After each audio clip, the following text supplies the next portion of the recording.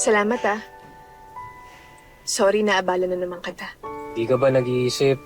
Bakit doon ka pa sa hotel nila pumasok? Eh, hindi ko naman alam eh. At isa pa, kailangan ko ng trabaho. Bakit? Di ba may trabaho ka na sa akin? Nang namatay yung mga magulang namin, na-aksidente rin si Ate Carol. Ate! Kaya gagawin kong lahat. Ayoko na pati si Ate Carol mawala.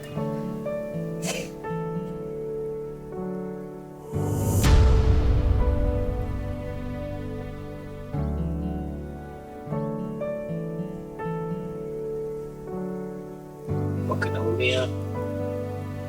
Hindi mo ako madadaan dyan.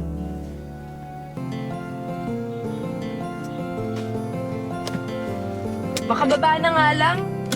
Oh, saan ka pupunta? Ospital! Hospital. Malayo yung hospital. Cindy! Cindy! Cindy!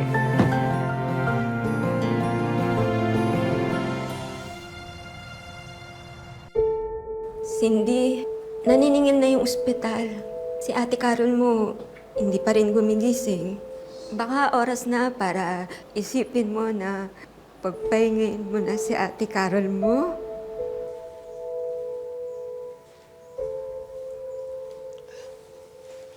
Tita.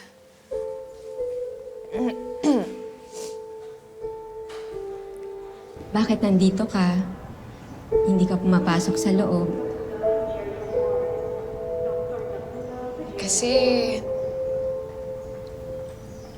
kakatanggal ko lang sa trabaho, tita. Nahiya naman akong pakita kay ate.